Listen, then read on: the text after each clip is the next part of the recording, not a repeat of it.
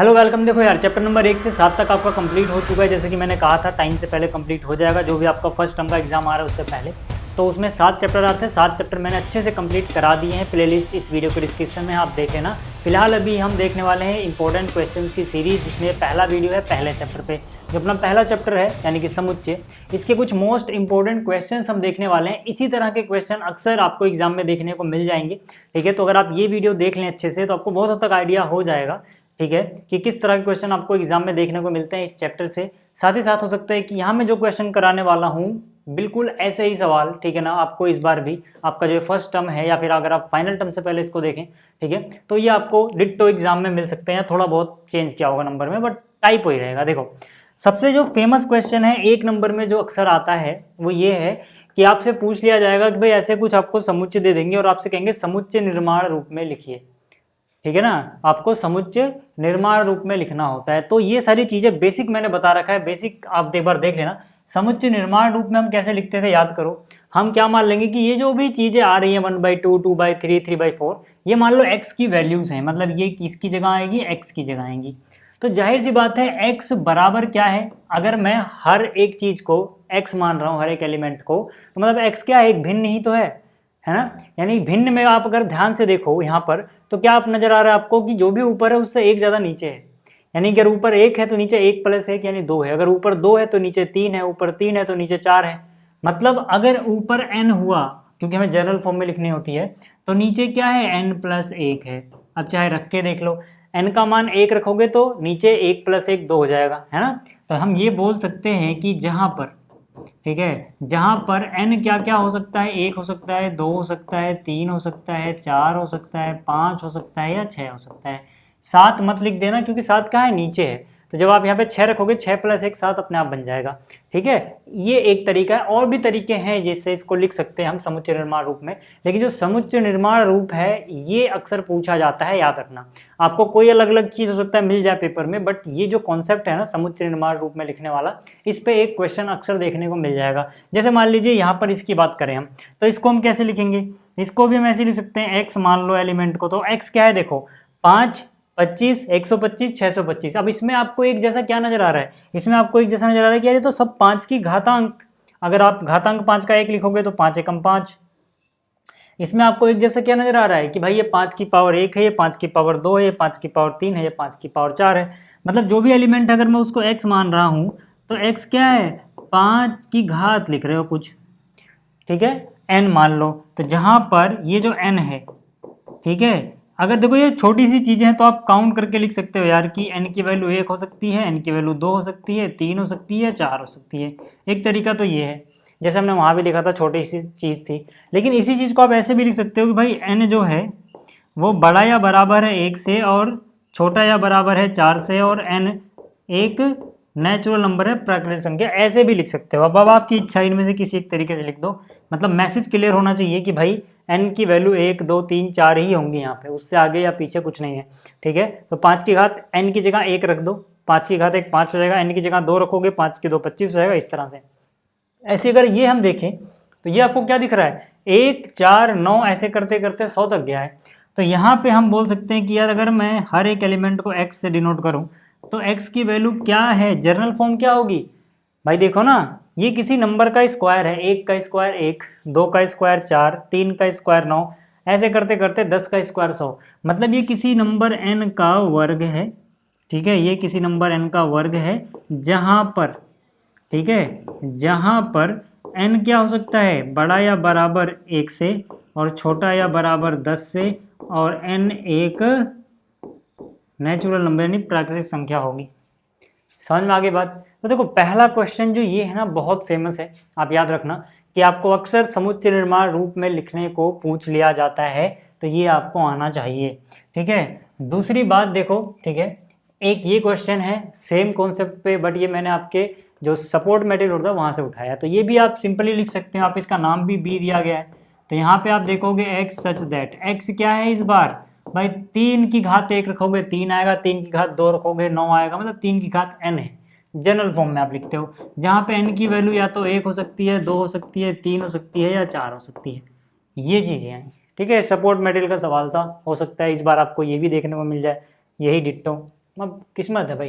ठीक है, अब देखो ये जो क्वेश्चन है ना आगे, ठीक है, ये हिंदी में मेरे को नहीं मिल रहे थे तो मैंने इंग्लिश वाला स्क्रीनशॉट लगा दिया है। मेन चीज़ें मैं बताता रहूँगा किसको क्या बोलते हैं। यहाँ पे क्या बोल रहा है कि अगर ए के पास n एलिमेंट हो तो टोटल सबसेट का मतलब होता है उपसमुच्चय, जिसे आप बोलते हो, उपसमुच्चय कितने होंगे ए के पास। ठीक है, उपसमुच्चय वाला कॉन्सेप्ट याद है ना कि भाई जितने भी एलिमेंट, ठीक है, जितने भी एलिमेंट ए किसी समुच्चय ए के पास हों, ठीक है, और अगर ये इम्प्लाई हो जाए कि वही सब कुछ बी के पास भी है तो ए जो होता है उपसमुच्चय होता है बी का। याद आ रहा है उपसमुच्चय? ठीक है, कि जितने भी एलिमेंट ए के पास हैं अगर वो बी के पास भी आ जाए तो ए बी का सबसेट यानी कि उपसमुच्चय बन जाता है। लेकिन हमें यहाँ लिखना क्या है, हमें यहाँ लिखना है कि अगर ए के पास n एलिमेंट है, ठीक है ना, जो ए है उसके पास कुल, ठीक है ना, कितनी चीज़ें हैं, कुल अवयव कितने हैं, n हैं, तो हमें बताना है इसके कितने उपसमुच्चय बनेंगे। तो आपको याद रखना है कि अगर ए के पास n एलिमेंट हो तो कुल उपसमुच्चय, देखो यहाँ पे 2-3 बातें हैं, सिर्फ उपसमुच्चय के बारे में नहीं, मैं कुछ और भी चीज़ें बता देता हूँ। जैसे कुल उपसमुच्चय की संख्या आपसे जब भी पूछी जाए, पहले तो ये देख लो, ठीक है, फिर आगे बात करेंगे।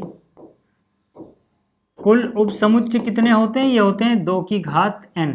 लेकिन कभी कभी आपसे उचित उपसमुच्चय पूछे जाते हैं। आपसे क्या पूछा जाता है, आपसे पूछा जाता है भैया कुल उचित उपसमुच्चय बता दो। इनको याद रखना, सिर्फ उपसमुच्चय नहीं, कुल उचित उपसमुच्चय भी पूछ लिए जाते हैं आपसे। ठीक है, और कभी कभी तो आपसे पूछा जाता है कि इसके कितने कुल अरिक्त उपसमुच्चय कितने होंगे, ये भी पूछ लिया जाता है। ठीक है, कुल अरिक्त उपसमुच्चय, तो ये तीनों ही आपको पता होना चाहिए। देखो उचित उपसमुच्चय का मतलब है कि जिस भी समुच्चय का आप उपसमुच्चय निकाल रहे हो, है ना, जैसे मान लो अगर आप ए के उपसमुच्चय निकाल रहे हो तो इसके तमाम उपसमुच्चय तो होंगे ही होंगे, साथ ही ये खुद का भी एक उपसमुच्चय होता है ना। उचित में बस ये खुद नहीं आ सकता, मतलब जब वो बराबर ना हो, तो यानी कि जितने भी उपसमुच्चय होते हैं उसमें से एक कम हो जाएगा, क्योंकि जो खुद होता है वो सेट अपना उपसमुच्चय, ठीक है ना, वो नहीं आएगा उचित उपसमुच्चय में। ठीक है, उसको छोड़ के जो बच गया। ठीक है, हमने यहाँ पे देखा था कि उचित उपसमुच्चय का मतलब है ए अगर बी का उपसमुच्चय हो लेकिन ए और बी बराबर ना हो, उस केस में, ठीक है ना, ए बी का क्या कहलाता है, उचित उपसमुच्चय। मतलब ये दोनों बराबर नहीं होना चाहिए, यानी जो समुच्चय खुद है, याद रखना, ठीक है ना, वो भी खुद का एक उपसमुच्चय होता है, उसको हटा दो वाला केस। बाकी जितने उपसमुच्चय बचते हैं सबको हम क्या बोलते हैं, उचित उपसमुच्चय। और क्या कह रहा है, अरिक्त उपसमुच्चय कितने होंगे। यार देखो टोटल उपसमुच्चय कितने होते हैं, 2 की घात n, आपको याद रखना है अगर ए के पास n एलिमेंट है।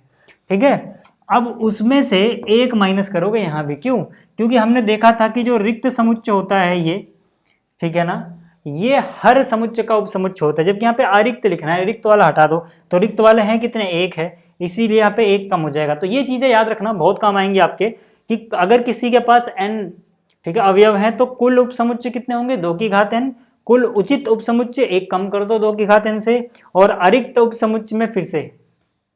समझ में आ गया। यही केस आपको कमेंट में लिखना है कि अगर ऐसा पूछ लिया जाए कुल अरिक्त उचित उपसमुच्चय बताओ, तब वहां पे कितने माइनस करोगे या क्या करोगे वो आप बताना मुझे। ठीक है, चलिए ये समझ में आ गया। तो देखो यार यहाँ पे तो सिर्फ उपसमुच्चयों की बात की गई है, तो उचित उपसमुच्चय ऐसा कुछ तो नहीं पूछा, सिर्फ उपसमुच्चय कितने होंगे, तो 2 की घात n होंगे। ठीक है, ऑप्शन डी करेक्ट है यहाँ पे। क्लियर हो गया। अब जैसे अगला देखो जरा, अगले सवाल में पूछा गया है कि भाई ए के पास ये चीजें हैं तो प्रॉपर सबसेट का मतलब उचित उपसमुच्चय कितने होंगे। तो मुझे पता है यार कि भाई ए के पास कितने हैं टोटल एलिमेंट, ठीक है, नंबर ऑफ एलिमेंट जो ए के पास हैं वो कितने हैं जरा देखना, 1 2 3 4 5, 5 लोग हैं सर, 5 लोग हैं। तो मुझे पता है यार कि जो इसके उचित उपसमुच्चयों की संख्या होगी, है ना, उचित उपसमुच्चय, ठीक है ना, कितने होंगे कुल, कमेंट में लिख सकते हो आप। ठीक है, कितने होंगे भाई, 2 की घात 5 माइनस में 1, क्योंकि अगर हमसे सिर्फ उपसमुच्चय पूछा होता तो हम सिर्फ 2 की घात 5 लिखते यानी 32, लेकिन यहाँ पर कितना हो जाएगा, 32 से 1 कम यानी कि 31। ठीक है, देखो पहले ये चीज़ अलग है, 1 पावर में से माइनस नहीं हो रहा, जो टोटल आएगा उसमें से माइनस हो रहा है। ठीक है, 31 है, तो कौन सा ऑप्शन सही होगा यहाँ पर, ऑप्शन सी सही होगा, 31। क्लियर हो गया। क्लियर हो गया इतना? चलो अब आगे चलते हैं। अगला क्या कह रहा है कि कितने नॉन एम्प्टी सबसेट यानी कि अरिक्त उपसमुच्चय होंगे जो खाली ना हो। तो देखो भाई 1 2 3 4, मैंने क्या बोला था, अरिक्त का भी यही आंसर आता है। ठीक है, अरिक्त का भी यही आंसर आता है। 2 की घात n में से 1 कम कर दो। n मतलब कितने लोग हैं, कितने एलिमेंट है, 1 2 3 4 एलिमेंट है। 2 की घात 4 माइनस 1, 2 की घात 4 होता है 16, 16 में से 1 गया 15, तो टोटल कितने हो जाएंगे 15। कौन सा ऑप्शन यहाँ पे सही है, कौन सा ऑप्शन सही है, ऑप्शन ए। आ रही है बात समझ में? ठीक है, ये क्लियर है इतना? आगे चलते हैं। अगला क्या कह रहा है, निम्नलिखित समुच्चयों के सभी उपसमुच्चय लिखे। देखो इस पे भी क्वेश्चन पूछ लिया जाता है कि आपको एक समुच्चय दे देंगे, कहेंगे इसके कितने उपसमुच्चय हैं। ठीक है, तो भाई उपसमुच्चय लिखने हैं हमें। उपसमुच्चय जैसे यहाँ पे पहले की बात करें, है ना, तो हमें लिखना है सभी उपसमुच्चय, संख्या नहीं लिखनी है उनकी। अभी तक हमने देखा संख्या लिखनी थी, इस बार सभी उपसमुच्चय लिखने हैं कि कौन कौन से हैं वो। ठीक है, तो पहली बात तो इसके कितने उपसमुच्चय होंगे, 2 की घात 1, क्योंकि इसके पास यानी कि दो ही होंगे। सभी उपसमुच्चय क्या है, एक तो खुद ये, दूसरा क्या ये, यानी कि रिक्त समुच्चय हर एक का उपसमुच्चय होता है। पहले का तो ये हो जाएगा। दूसरे में क्या है, दूसरे में अगर मैं ए बी दिया है मुझे, 2 ही एलिमेंट हैं, तो मैं अगर यहाँ पर इसके सभी उपसमुच्चय लिखने बैठूं, ठीक है, इसके सभी उपसमुच्चय लिखने बैठूं तो क्या हो जाएगा, मतलब मुझे ऐसे समुच्चय लिखने जिनका हर एक एलिमेंट इसमें पाया जाए तो उसका उपसमुच्चय बन जाएगा। मान लो मैंने ऐसा ही बनाया कि इसमें सिर्फ एक ही एलिमेंट आता है, तो भाई जो भी इसके पास है ये उसके पास भी है, यानी कि ये उसका एक उपसमुच्चय हो गया। पहला तो ये बन सकता है। मान लो मैंने ऐसा बनाया कि सिर्फ इसके पास बी आ रहा है, तो भाई इसके पास अगर सिर्फ बी है तो उसके पास है, ये भी ठीक है। मैंने एक ऐसा बना दिया जो बिल्कुल उसके बराबर ही आ गया। ठीक है, तो हर समुच्चय अपना एक उपसमुच्चय होता है, ये भी ठीक है। और एक बन गया रिक्त। अब मुझे पता है कि अगर इसके पास 2 थे तो 2 की घात 2 यानी 4 ही होने चाहिए थे, 4 हो चुके हैं। ऐसे ही तीसरे की अगर हम बात करें, थर्ड पार्ट की बात करें, तो थर्ड पार्ट में अपने को दे रखा है 1 2 3। ठीक है, अब अगर मैं यहाँ पर, ठीक है, इसके सभी उपसमुच्चयों की बात करूँ तो पहली बात तो कितने बनेंगे, 8 बनेंगे, क्योंकि 3 लोग हैं तो 2 की घात 3 8 होता है। तो कौन कौन से, एक तो ये बन सकता है क्योंकि ये इसके पास पूरा पूरा मिल जाएगा, एक ये बन सकता है, ठीक है ना, तीसरा ये बन सकता है, चौथा देखो क्या क्या बन सकता है, 1 2 से चौथा बन जाएगा, पांचवा क्या बन जाएगा, 1 3, छठा क्या बन जाएगा, छठा बन जाएगा 2 और 3, ठीक है, सातवां क्या बन जाएगा, 1 2 3 ये खुद ही अपना बन जाएगा, आठवां क्या बन जाएगा, एम्प्टी सेट। तो 8 ही होंगे। ठीक है, ऐसे ही चौथे पार्ट की अगर मैं बात करूं, इसमें मुझे एक समुच्चय दे रखा है रिक्त समुच्चय, तो इसके सभी उपसमुच्चय क्या होंगे, सभी का मतलब क्या यार, इसके पास एक भी एलिमेंट नहीं है, 0 है, तो 2 की घात 0 यानी एक ही उपसमुच्चय होगा, वो है खुद यही। ठीक है, यही रहेगा। क्लियर हो गई बात? तो ये सब चीज़ें आपको समझ में आनी चाहिए। ठीक है, बहुत बेहतरीन तरीके से मैंने आपको पूरा चैप्टर पढ़ाया हुआ है, प्लेलिस्ट डिस्क्रिप्शन में आप देख लेना। अगले में क्या करें, निम्न को अंतराल रूप में लिखिए। ठीक है ना, यहाँ पे याद रहे कि जो x है ना वो रियल नंबर को बिलोंग कर रहा है यहाँ पे। ठीक है ना, x किसको बिलोंग कर रहा है, रियल नंबर को, ये बात याद रहे आपको। ठीक है, चलो यहाँ पे आ जाओ। देखो यहाँ पे क्या बोला गया है, ठीक है, अंतराल में हम कैसे लिखते हैं कि भाई x सच दैट, x पहली बात तो रियल नंबर यानी वास्तविक संख्या है, और मेन फोकस आपको यहाँ पे करना है। ठीक है, मेन फोकस, ठीक है, पहले पार्ट के लिए कहाँ पे करना है आपको, यहाँ पे, कि भाई देखो कौन कौन से नंबर नजर आ रहे हैं, -4 और 6। तो भाई जब भी आप अंतराल में लिखते हो, ये सब बताया हुआ, मैं उतना डिटेल में नहीं जा रहा अभी, बस अपना मकसद है पेपर में जो आने ही वाला है आपका उसके लिए सवाल सीखना। तो 4, 6 लिख दो। जब ये रियल नंबर में हो तो जो नंबर है पहले तो वो लिख दो, -4 और 6, यानी कि इन सभी नंबर के बीच वाली चीज़ें भी इंक्लूड हैं। अब ये नंबर इंक्लूड है कि नहीं उसके लिए देखना पड़ेगा, इक्वल टू है कि नहीं। जैसे यहाँ पे बराबर का निशान है तो ये वाला ब्रैकेट आएगा, यहाँ पे 4 से बड़ा है सिर्फ x, बराबर नहीं है तो ये वाला निशान आएगा। अब इसका मतलब क्या होता है, इसका मतलब यही होता है जो यहाँ लिखा हुआ है, यानी कि यहाँ पे वो सभी नंबर आएंगे जो 4 से तो बड़े हैं, बराबर भी नहीं है, इसीलिए हमने ऐसा लगाया है ना, और 6 से छोटे हैं या फिर बराबर भी हैं, यानी 6 भी आएगा यहाँ पे। तो अब रियल नंबर बहुत सारे होते हैं, दो रियल नंबर या दो वास्तविक संख्याओं के बीच में अनगिनत लिख सकते हो, इसलिए हम ऐसे कोमा कोमा लगा के तो नहीं लिख पाएंगे, इसलिए हमें ऐसे लिखना होता है। याद रहे जब ये रियल नंबर की बात आती है तो हम ऐसे वाले ब्रैकेट नहीं लगाते हैं, ठीक है। या तो ये वाला ब्रैकेट लगेगा या ये वाला ब्रैकेट लगेगा अंतराल में लिखने के लिए। अगर बराबर का निशान है तो ये वाला ब्रैकेट यानी क्लोज ब्रैकेट लगेगा, नहीं तो ऐसे ओपन ब्रैकेट लगेगा, ठीक है। पहला समझ में आया। दूसरे की अगर मैं बात करूं, अब आपको समझ में आ गया होगा। दूसरे में देखो, पहली बात तो रियल नंबर है, ठीक है। एक्स क्या है, -12 से बड़ा है और 10 से छोटा है, तो दो नंबर नजर आ रहे होंगे आपको, -12, ठीक है, छोटा वाला पहले लिखोगे, और क्या नजर आ रहा है, -10, ठीक है। अब आपको करना क्या है, ब्रैकेट्स लगाने हैं। कहीं भी बराबर का निशान है क्या, नहीं है। सर जब बराबर का निशान नहीं होगा तो ओपन ब्रैकेट लगाओगे। समझ में आ गई बात। तीसरे वाले की अगर मैं बात करूं तो फिर से देखो, यहाँ पे 0 नज़र आ रहा है, 7 नज़र आ रहा है, तो यहाँ 0 लिख दो, यहाँ 7 लिख दो। 7 के पास ओपन ब्रैकेट आएगा, जबकि 0 से बराबर भी है, यानी कि ये क्लोज ब्रैकेट आएगा। अगर मैं बात करूँ चौथे पार्ट की, तो यहाँ पे 3 नज़र आ रहा है, 4 नज़र आ रहा है, तो यहाँ पे लिख दोगे 3, यहाँ पे लिख दोगे 4, 4 के बराबर भी है, यानी कि ऐसे, 3 के भी बराबर है, यानी कि ऐसे। समझ में आया। कभी कभी ना इनको बोला जाता है नंबर लाइन पे दिखाना, तो नंबर लाइन पे कैसे दिखाते हैं वो भी सीख लो अभी इसी वीडियो में लगे हाथ। हालांकि ऐसा बोला नहीं है ना, ऐसा बोला नहीं है, मैं बता रहा हूँ फिर से, कहीं नहीं लिखा हुआ कि नंबर लाइन पे दिखाओ, बट अगर आ गया पेपर में तो नंबर लाइन पे इसको कैसे दिखाओगे, ठीक है, ऐसे नंबर लाइन बनाना, ठीक है। यहाँ पे लिखना भाई ये इन्फिनिटी है प्लस वाला, ये माइनस वाला, अब जगह कम है तो मैं छोटा सा बना रहा हूँ, ठीक है। फिर आप देखना कौन कौन से नंबर है, -4 और 6, प्लस वाला ये जो मतलब जो बड़ा है वो राइट में लिखना 6, और जो छोटा है वो लेफ्ट में लिखना -4, ठीक है। फिर अब एक काम करना, जहाँ पे ओपन है वहाँ पे तो ऐसे सर्कल बनाना, इसको डार्क मत करना। जहाँ पे क्लोज है मतलब बराबर है वहाँ पे ऐसे सर्कल बनाना, इसको डार्क कर देना, और इनके बीच के सभी नंबर। अब आपको समझ में आ जाएगा मैं क्या बोल रहा था, कि मतलब इनके बीच वाली सभी चीज़ें इंक्लूडेड हैं, साथ साथ 6 भी इंक्लूड है, इसलिए वहाँ पे डार्क किया है। 6 के बराबर भी चीज़ें ले सकते हो, लेकिन 4 को नहीं लेना है, इसलिए वहाँ पे डार्क नहीं किया है। समझ में आया। ऐसे ही बाकी जगह भी होंगी चीज़ें, ठीक है। मान लो अगर यही नंबर लाइन पे दिखाना हो तो हम क्या करेंगे, हम फिर से नंबर लाइन बनाएंगे, +∞ -∞, ठीक है। और राइट में क्या है, -10, तो यहाँ पे -10 हो जाएगा। लेफ्ट में क्या है, -12, यहाँ कहीं -12 होगा, ठीक है। अब क्या करो आप, दोनों जगह हॉलो सर्कल आएगा सर, और इनके बीच की चीज़ें आएंगी सिर्फ, क्यों, क्योंकि ना यहाँ बराबर है ना यहाँ बराबर है, ऐसी बाकी चीज़ें कर सकते हो आप, ठीक है। आप समझ जाना। आगे देखते हैं, आगे देखो उसका उल्टा करना है। यहाँ पे हमें अंतराल लिखा हुआ है, अंतरालों को समुच्चय निर्माण रूप में लिखना है। तो पहला क्या है सर, पहला है -3 और 0 के बीच की चीज़ें हैं, ठीक है।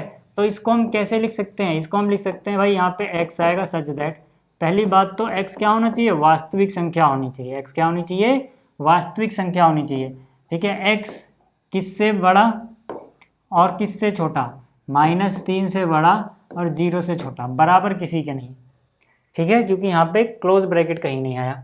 दूसरे वाले पार्ट की अगर मैं बात करूँ तो फिर से देखो, यहाँ पे 6 और 12 के बीच वाली चीज़ भी है, और 6 और 12 दोनों है। हम ऐसे कह सकते हैं 6 से लेके 12 तक, से लेके तक वाला सीन आ जाता है जब ये वाला ब्रैकेट होता है, ठीक है।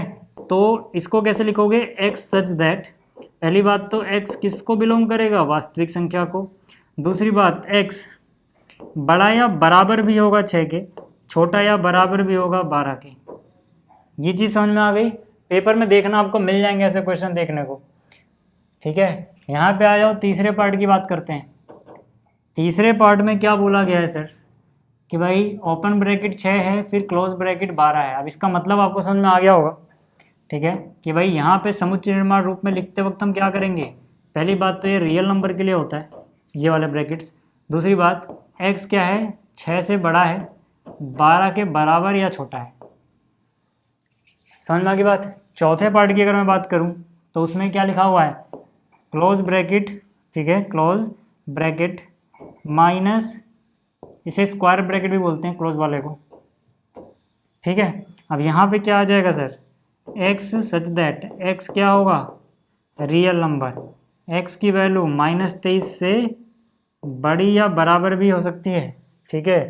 थोड़ा अच्छे से लिख देता हूँ इसको, और छोटी है 5 से, यहाँ बराबर नहीं आएगा, ठीक है। तो उम्मीद कर रहा हूँ कि आपको ये सारी चीज़ें तो समझ में आ रही होंगी यार, ठीक है ना। ये सारी चीज़ें बहुत आसान आसान चीज़ें हैं। अभी आगे चलते हैं। अगला क्या कह रहा है, निम्नलिखित में प्रत्येक के लिए उपयुक्त तो वेन आरेख खींचिए। अब वेन आरेख भी मैंने बताया था बहुत अच्छे तरीके से आपको, ठीक है। पहला पार्ट देखो, ठीक है। अब वेन आरेख के बारे में अगर डिटेल में जानना है तो उसके बारे में एक अलग से वीडियो, सेपरेट वीडियो बनाई थी मैंने वेन डायग्राम या वेन आरेख के लिए, क्योंकि ये बहुत इंपॉर्टेंट है। भले ही पेपर में डायरेक्ट आपको वेन डायग्राम बनाने को ना आए, लेकिन जब आप बहुत सारे क्वेश्चन करते हो, खास करके प्रूफ करने वाले, जो भी हम आगे देखेंगे, ठीक है, सिद्ध करने वाले, उसमें वेन डायग्राम विजुलाइज करने में मदद करता है कि यार हम क्वेश्चन को शुरू कैसे करें, या फिर बहुत सारी चीज़ों को समझने में मदद करता है वहाँ पे, ठीक है। तो देखो वेन आरेख में हम क्या करते हैं, सबसे पहले कोई एक शेप बना दो जो यूनिवर्सल सेट को, यानी सार्वत्रिक सेट को रिप्रेजेंट करता है। ये क्या हो गया अपना यूनिवर्सल सेट, ठीक है। अब देखो यार, यहाँ पर जाहिर सी बात है, पहले ए यूनियन बी बनाना है ना अपने को, तो दो समुच्चय दिख रहे हैं। अब इनको मान लो जाता है हम सर्कल से दिखाते हैं, हालांकि ऐसा जरूरी नहीं है कि सर्कल से ही दिखाया जाए चीज़ों को, बट ज़्यादातर, ठीक है। ये देखो, अब यहाँ पे एरिया का खेल होता है। देखो एरिया मतलब क्या, कि जो ये चौकोर सा बक्सा दिख रहा है आपको, यानी कि आयत दिख रहा है, इसके अंदर ही समझ लो इन समुच्चयों की सारी दुनिया है, मतलब पूरा यूनिवर्स है, यानी सार्वत्रिक समुच्चय है। अब इसके अंदर एक चीज़ क्या है, ए है, दूसरी चीज़ क्या है, बी है ना। हमें सिर्फ कहाँ की चीज़ों को देखना है, जो ए यूनियन बी को छोड़ के चीज़ें बचे। देखो याद करो, ए यूनियन बी का कॉम्प्लीमेंट है ना, इसका पूरक, मतलब क्या कि ए यूनियन बी को हटा के जो बच रहा है। तो आपको पता है कि ए यूनियन बी का मतलब क्या होता है, इसके अंदर की सारी चीज़ें, इसके अंदर की सारी चीज़ें ए यूनियन बी होती हैं, तो उसको हटा दो। एक तरीका तो ये है इसको विजुलाइज करने का, देखो जरा, ठीक है ना। ए यूनियन बी को छोड़ के जो बच रहा है, क्योंकि इसका पूरक पूछा गया है सर, क्या पूछा गया, पूरक, ये निशान दिख रहा है ना, कॉम्प्लीमेंट पूछा गया है ना। दूसरा आप ऐसे भी सोच सकते हो कि किसी का भी पूरक पूछा जाए तो उसका मतलब होता है उसको सार्वत्रिक समुच्चय में से घटा दो, सार्वत्रिक समुच्चय में से घटा दो, यानी कि जो भी पूरा बक्सा था उसमें से ए यूनियन बी घटा दो। अच्छा, मुझसे अगर कोई ए यूनियन बी पूछता तो मैं क्या कहता कि यार ए यूनियन बी का मतलब क्या होता है, चाहे वो ए का एरिया हो या बी का एरिया। देखो जरा ध्यान से, है ना, ये ग्रीन वाला क्या है, ये ग्रीन वाला है ए यूनियन बी, और जो वाइट वाला पोर्शन मैंने शेड किया ना, ये वाइट वाला पोर्शन शेड किया, ये क्या है भाई, ए यूनियन बी को छोड़ के जो बचा, यानी कि ये है ना, इसका मतलब ही होता है इसको छोड़ के जो बचा, जिसके ऊपर ये लग गया मतलब उसको छोड़ दो यूनिवर्स में से, ठीक है ना, सार्वत्रिक समुच्चय में से जो बच गया। क्लियर हो गई बात। तो हमसे वो बोला था तो हम इसको शेड नहीं करेंगे, समझाने के लिए था, ठीक है, ये महज समझाने के लिए है, इसको शेड नहीं करना है आपको। शेड उसे करना होता है जो पूछा गया है, ठीक है, शेड उसे करना होता है जो पूछा गया है, ठीक है। क्लियर हो गया, क्लियर हो गया इतना। ऐसे अगर मैं दूसरे की बात करूं, ठीक है, दूसरे में क्या बोला गया है, ए का पूरक, ठीक है, सर्वनिष्ठ बी का पूरक, मतलब ए को छोड़ दो बी को छोड़ दो, उन दोनों में जो कॉमन आ जाए। तो भाई देखो ऐसे करोगे तो ये बहुत लंबा पड़ता है। देखो आसान क्या पड़ता है मैं आपको बता दूं, आसान ये मैंने करवाते वक्त बताया था कि अगर अलग अलग कॉम्प्लीमेंट लगा है, कॉम्प्लीमेंट मतलब पूरक लगा हुआ है अलग अलग, तो इनका डायग्राम बनाना थोड़ा कठिन होता है, मतलब इतना भी नहीं, लेकिन इसके मुकाबले में तो कठिन होता है कि अगर एक साथ लगा दिया जाए। तो एक साथ लगाने का मतलब क्या होता है आप समझ जाना, कि ये एक साथ अगर लगाना चाहो तो क्या करोगे, ए और बी लिखोगे, अगर ये चीज़ सर्वनिष्ठ है तो इसको सम्मिलन बना दो, सम्मिलन हो तो सर्वनिष्ठ बना दो, ठीक है, और ये पूरे पे लगा दो, मतलब ये वाली चीज़ ही बन गई है। देखो यानी कि ये और ये बराबर होते हैं। हमने कहाँ सीखा था, डी मॉर्गन्स लॉ में, डी मॉर्गन्स का जो लॉ था, नियम था, उसमें हमने देखा था। मतलब इसका भी आंसर ऐसा ही आना है ना। लेकिन मान लो, ठीक है, एक तो तरीका ये है कि आप ये विजुलाइज कर लेना, वो लिखना भले मत, फिर बना देना ऐसे ही, ठीक है, यानी कि ऐसे ही आएगा। लेकिन अगर मान लो किसी बच्चे के दिमाग में कन्फ्यूजन हो कि हम ऐसे ही अगर बनाना चाहे तो क्या अपने पास है तरीका, हाँ भाई तब भी है। आप क्या करोगे, बस थोड़ा ज़्यादा मेहनत करोगे, ठीक है। ये बनाया हमने, ठीक, और यहाँ पे देखो ये आ गया ए, ये आ गया बी, ठीक है। तो पहले क्या बोला है, पहले बोला है ए को छोड़ दो, ए का पूरा मतलब यूनिवर्स में से एक माइनस कर दो, जहाँ भी है ए बस उतना छोड़ देना, ठीक है ना। ये अंदर वाला हिस्सा है ना, ये वाला हिस्सा क्या है, ए है, ये वाला सर्कल किसको रिप्रेजेंट कर रहा है, बी को, ठीक है। तो भाई ए को छोड़ना है, भाई बी को छोड़ने को तो बात थोड़ी की गई है, तो बी को नहीं छोड़ना है, अभी बी को छोड़ने के बाद में, अभी हम फोकस कर रहे हैं सिर्फ इतने पे, ठीक है। तो ए को छोड़ दिया मैंने, ठीक है, ए को छोड़ दिया सर। अब क्या करूँगा, अब मुझे बी को भी छोड़ना है। बी को छोड़ दो, बी का पूरक यानी बी कहाँ है, ये वाला हिस्सा, इसको छोड़ दो। देखो बी को छोड़ के जो हिस्सा बचेगा वो कौन सा होगा ज़रा देखना, बी को छोड़ना है मुझे। ठीक है, बी को छोड़ना है, जितना बी है उतना छोड़ना पड़ेगा। बी इतना था ना, तो इस सर्कल में हरा वाला नहीं आ सकता है। ठीक है, तो अब आपको क्या करना है, अब आपको देखना है कि ऐसी जगह कौन सी हैं जो दोनों के पास आ रही हैं। इस निशान का मतलब क्या होता है, ए इसके पास भी होना चाहिए और उसके पास भी होना चाहिए। ठीक है, दोनों के पास होना चाहिए। तो ऐसी कौन सी जगह आ रही है, देखो अब अगर आप देखोगे तो ये अंदर वाले हिस्से में तो सिर्फ हरा वाला पार्ट आया है, यहाँ वाले हिस्से में सिर्फ सफ़ेद वाला पार्ट आया है ना। बाकी बाहर देखोगे इन दोनों के, मेरे कहने का मतलब क्या है, मेरे कहने का मतलब देखो ये है कि अगर आप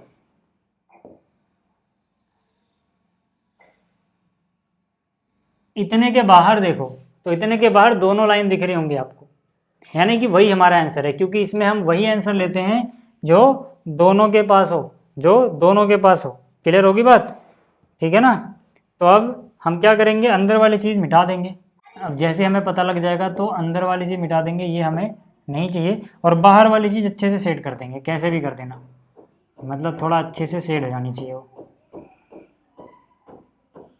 ठीक है, मैंने मिटाया तो कुछ लाइनें मिट गई, बाहर वाली सफ़ेद वाली भी, वो मिटानी नहीं थी वैसे, बट कोई नहीं, अब आपको समझ में आ गया। तो यही चीज़ तो आएगी यार, अंदर वाला हिस्सा छूट गया, बाकी सारा शेड कर दिया है ना, अंदर वाला हिस्सा छूट गया, बाकी सारा यहाँ पे शेड कर दिया, तो एक ही जैसा आता है, उसमें तामझाम करना पड़ेगा।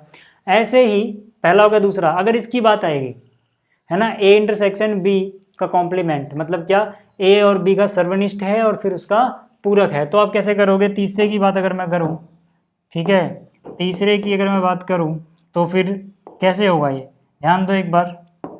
ठीक है, कि भाई हम ऐसे बनाएंगे, हमें क्या बनाना है, ए सर्वनिष्ठ बी इसका पूरक, इसका कॉम्प्लीमेंट। ठीक है, तो यहाँ पे कैसे होगा, देखो यार, ये बन गया अपना ए और ये बन गया अपना बी। ठीक है, देखो कैसे करेंगे भाई, ए और बी का सर्वनिष्ठ जो उसको छोड़ देना। पहले सर्वनिष्ठ है कहाँ पे, आपको दिख रहा होगा, ये वाला हिस्सा ए और बी का सर्वनिष्ठ होता है, इसको छोड़ दो। इसको छोड़ के मतलब जो बाहर चीज़ें बच गई हैं है ना, उसको पूरे, इसको पूरे यूनिवर्स में से घटाना है, तो इसको छोड़ देते हैं हम एक बार। ये वाला कलर लिया, ठीक है, एक मिनट रुक जाओ।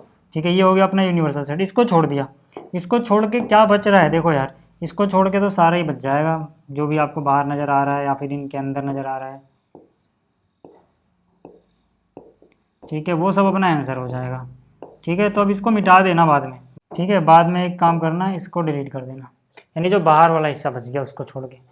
ठीक है, और जो आपको पता है कि जो चौथा वाला होगा यही भी, वो भी सी का बनेगा, मतलब क्या, यही चीज़ चौथी वाली भी बनेगी। क्यों, क्योंकि अगर हम डी मॉर्गन्स लॉ यूज़ करें तो देखो यार, मैंने कहा जब इनका अलग अलग पूरक रहेगा तो कठिन होता है बनाना। एक साथ लिखो, एक साथ लिखने के लिए क्या करते हैं हम, ये जो निशान होता है इसको उलट देते हैं, मतलब ये यही चीज़ बन जाएगी। बना के देख लेना चाहिए। वेन डायग्राम बनाने आने चाहिए सर आपको, वेन डायग्राम और भी चीज़ों के बनाने आने चाहिए, है ना। ए माइनस बी का भी बनाना आना चाहिए आपको, जैसे ए माइनस बी का कई बार पूछ लेते हैं, वेन डायग्राम बनाओ, तो उसके लिए क्या करोगे भाई, उसके लिए क्या करोगे, देखो ये हो गया अपना ए, ये हो गया अपना बी, है ना। ये पूरा सर्कल क्या रिप्रेजेंट कर रहा है, ए को, ये वाला सर्कल क्या रिप्रेजेंट कर रहा है, बी को, ये रेक्टेंगल क्या रिप्रेजेंट कर रहा है, यू को। ए माइनस बी का मतलब क्या होता है कि भाई साहब ए में से वाला हिस्सा हटा दो जो बी के साथ कॉमन है, ये मैंने बताया था ना। ए माइनस बी का मतलब, ठीक है ना, क्या होता है कि वो एक्स जो ए के पास हो लेकिन बी के पास ना हो, या फिर आप सिंपल डेफिनेशन ऐसे भी समझो कि ए में से हम क्या करते थे, ए और बी का कॉमन हिस्सा हटा देते थे, अगर ए माइनस बी पूछा है तो भाई ए तो ये पूरा है, इतना हिस्सा ए और बी के साथ कॉमन है, इसको हटा के जो बचा, यानी कि ये सारी चीज़, ये सब क्या कहलाएगा, ये सब कहलाएगा ए माइनस बी। याद आ रहा है आपको, है ना। कभी कभी आपसे ए पूरक का भी पूछ लेते हैं। ए पूरक मतलब क्या, यूनिवर्सल सेट में से ए को छोड़ दो, ये ए है, तो इसके बाहर वाला हिस्सा जो बच गया, इसके बाहर वाला जो हिस्सा बच गया, ये क्या कहलाएगा, ए का पूरक, क्योंकि जिसका भी पूरक निकालना होता है उसको सार्वत्रिक समुच्चय से घटाते हैं। समझ में आया। तो ये सब चीज़ें आपको पता होनी चाहिए, ठीक है ना। A union B, A intersection B तो पता ही होगा।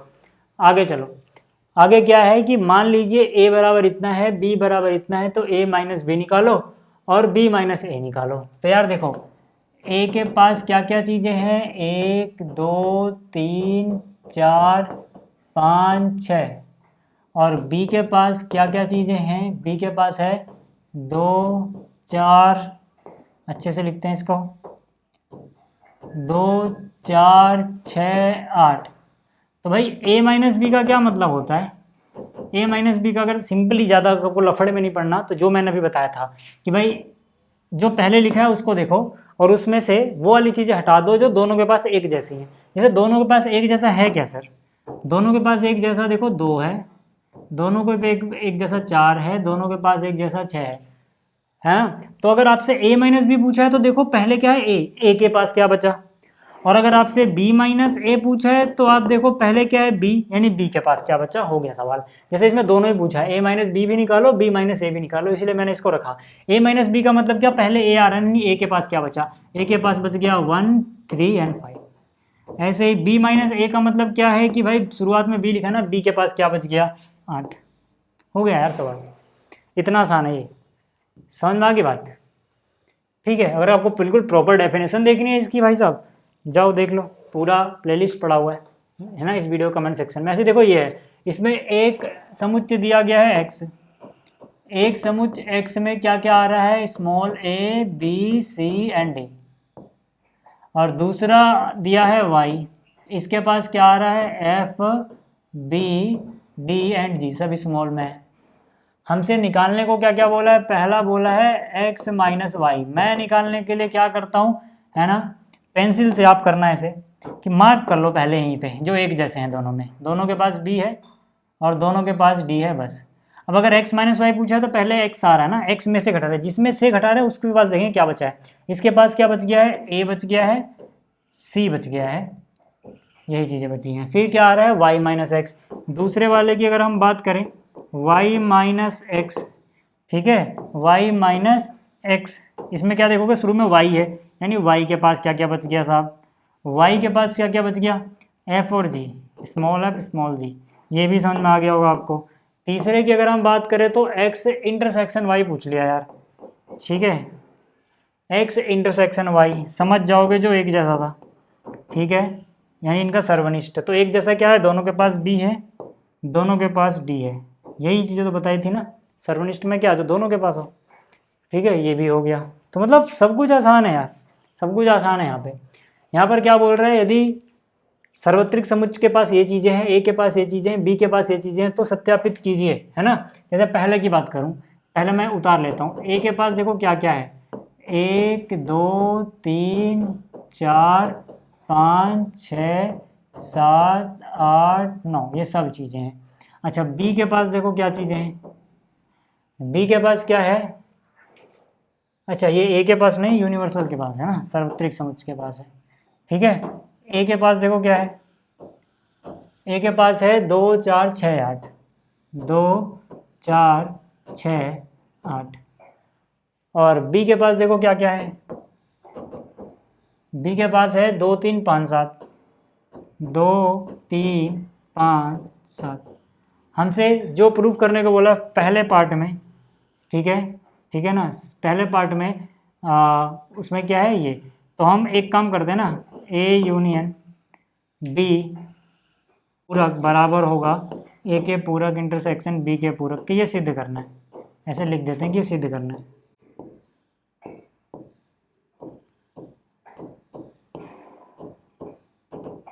ठीक है, इसका एलएचएस निकालो, मतलब लेफ्ट हैंड साइड में जो लिखा हुआ है, क्या लिखा हुआ है इसके एलएचएस में, ए यूनियन बी का पूरक।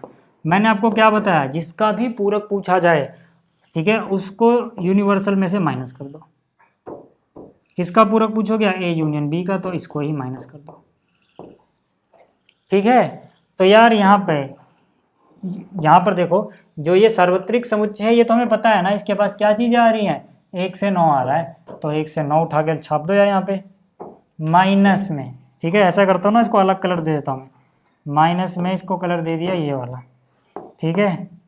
चलो, तो अब देखो ये हरे वाले का देखना, A union B, A union B का क्या मतलब होता है, कोई भी वो एलिमेंट जो किसी एक के पास भी हो, या तो दोनों के पास ही हो या किसी एक के पास हो तब भी चल जाएगा, ए यूनियन बी। तो ए यूनियन बी में देखो 2 आ रहा है, 3 आ गया, 4 मिल गया, 5 मिल गया, 6 मिल गया, 7 मिल गया, 8 मिल गया, यानी सब आ गए 2 से लेके।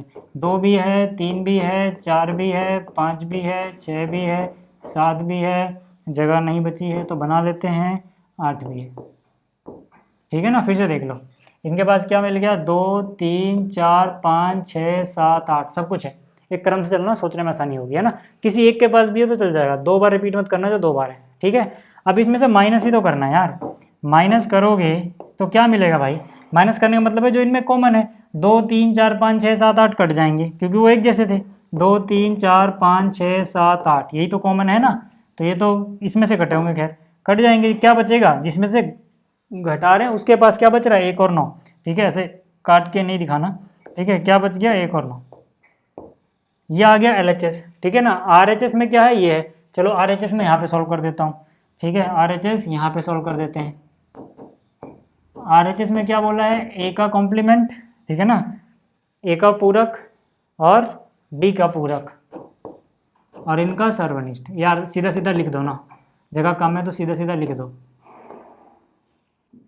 ठीक है, कि A का पूरक और B का पूरक के पास है क्या भाई। A के पूरक की बात करें तो 2 कट जाएगा, 4 कट जाएगा, 6 कट जाएगा, 8। मतलब क्या कि A के पूरक का मतलब होता है, देखो इसका मतलब होता है यूनिवर्सल में से यानी सार्वत्रिक में से A को घटाना। घटाना किस में है, सार्वत्रिक में से A को घटाना है, तब उसका मतलब होता है A का पूरक। क्या बच गया सार्वत्रिक के पास, 1 बच गया, 3 बच गया, 5 7 9, तो यानी कि यहाँ पे जगह 1 3 5 7 9। आगे बात समझ में। ठीक है, इतनी चीज़ें आएंगी यहाँ पर।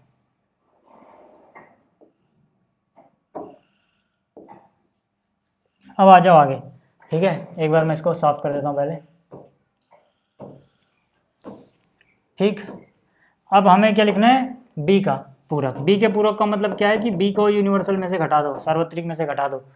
ठीक है, तो मतलब क्या, देखना जरा एक बार, 2 3 5 7, तो यहाँ से 2 3 5 और 7 घटा दोगे तो क्या बचेगा, 1 4 6 8 9, तो यहाँ क्या बच जाएगा, 1 4 6 8 9। अब इनका क्या करना है, इनका सर्वनिष्ठ मतलब जो दोनों के पास एक जैसा हो, तो दोनों के पास एक जैसा क्या दिख रहा है, एक इसके पास है, एक इसके पास है, 1 लिख दो। दोनों के पास 9 है, 9 लिख दो। और कुछ भी एक जैसा है नहीं सर। समझ में आ गई बात, यहाँ तक समझ में आ गई। चलो इसको लिखे रहने देता हूँ, काम आएगा आपको PDF में, PDF मिल जाएगी। ठीक है, ये समझ में आया। आगे चलते हैं, अगला देखो, सिद्ध करने वाले क्वेश्चन है ना। ये क्वेश्चन भी आते हैं, बहुत इंपॉर्टेंट है, आप याद रखना। ठीक है, क्या बोल रहा है, पहले देख लो कितना रिकॉर्ड हो रहा है ना। हाँ, क्या कह रहा है कि भाई सिद्ध करो कि A यूनियन B बराबर A इंटरसेक्शन B का मतलब होता है कि A बराबर B ही होगा। यानी कि अगर ये दिया हो तो वो सिद्ध करो, ये कहने का मतलब है ना। तो हम क्या बोलेंगे, दिया है। ठीक है, मतलब कि अगर ये हो, यही तो मतलब क्या है कि अगर ये है तब वो होगा, ऐसा सिद्ध करो। यानी ये दिया है, मान लेंगे कि भाई A यूनियन B बराबर है A intersection B। A union B का मतलब क्या, A और B का सम्मिलन। ये क्या है, A और B का सर्वनिष्ठ। यानी कि A सम्मिलन B, A सर्वनिष्ठ B अगर बराबर हो जाए तो ये तभी हो सकता है जब A और B बराबर हो। अब इस तरह के क्वेश्चन को करने के लिए ना आपको कुछ नियम पता होने चाहिए सर, कि हम दो समुच्चयों को बराबर कब ले सकते हैं। ठीक है, देखो हम A को B के बराबर तभी लिख सकते हैं, ये मैंने आपको बहुत अच्छे से जो विविध प्रश्नावली से बताया हुआ है कि मैं बोलूँगा कि अगर A बराबर B है तो हम सीधा सीधा बोल सकते हैं, तब हम सीधा सीधा बोल सकते हैं सर कि A सबसेट रहा होगा B का और B सबसेट रहा होगा, यानी कि उपसमुच्चय रहा होगा A का। देखो अगर A उपसमुच्चय है B का, B उपसमुच्चय है A का, यानी दोनों ही एक दूसरे के उपसमुच्चय हैं, तभी A और B बराबर हो सकते हैं। मतलब अगर ये चीज़ है तो इसको आप बोल सकते हो, और अगर ये चीज़ है तो इनको आप बोल सकते हो। ये चीज़ याद रखना। मतलब यहाँ पे अगर मुझे A और B को बराबर दिखाना है तो मुझे दिखाना पड़ेगा A B का उपसमुच्चय है और B A का उपसमुच्चय है, ये मुझे दिखाना पड़ेगा। और उपसमुच्चय का मतलब आप समझते हो ना, कि अगर जितने भी x हैं वो A को बिलोंग करें और हम ये दिखा दें कि वही x B के पास भी हैं, ठीक है ना, वही x B के पास भी हैं, तब हम कह सकते हैं कि A B का उपसमुच्चय हुआ। है ना। उपसमुच्चय बोलने के लिए तो ये दिखाना पड़ेगा, और बराबर बोलने के लिए एक दूसरे के उपसमुच्चय दिखाने पड़ेंगे, इतना हमें करना पड़ेगा। ये कॉन्सेप्ट है, अभी क्वेश्चन नहीं किया मैंने, ये तो मैं कॉन्सेप्ट बता रहा हूँ आपको कि भाई इस क्वेश्चन में ये लगेगा। क्वेश्चन यहाँ पे, सॉल्यूशन इधर है सर, ठीक है ना, सॉल्यूशन इधर है, वो मत सोचना सॉल्यूशन है, वो तो बस इतनी जानकारी आपको होनी चाहिए।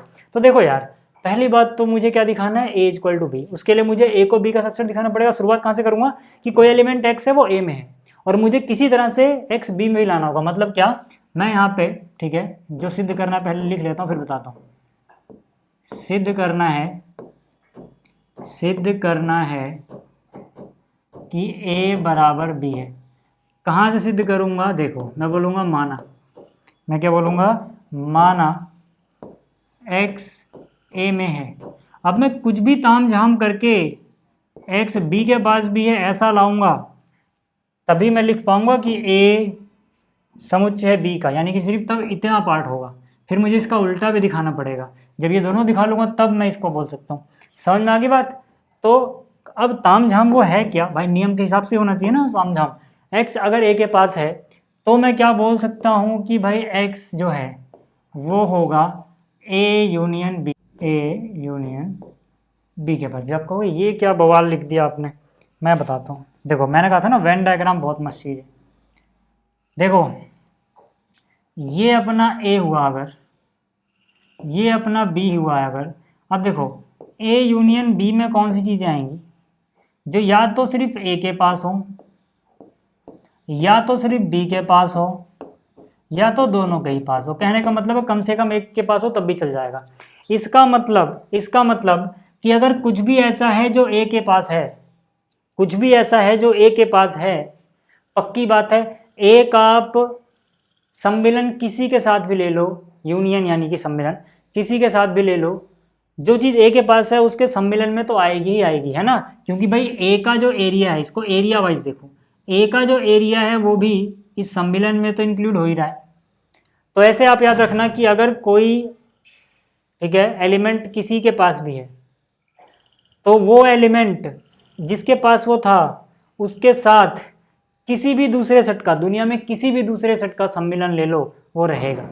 बहुत सीधी सी बात है ना। तो यानी कि अगर x मान लो a के पास था तो भैया इसके सम्मिलन में भी तो आ जाएगा ना x, यानी कि x इसके सम्मिलन में भी आएगा। वही लिखा मैंने ये समझाने के लिए, समझ में आ गई बात। अब जैसे इतना है हम कह सकते हैं कि भाई a यूनियन b जो है ये तो a इंटरसेक्शन b के बराबर है। तो यहाँ पे इसकी जगह मैं a सर्वनिष्ठ b भी लिख सकता हूँ।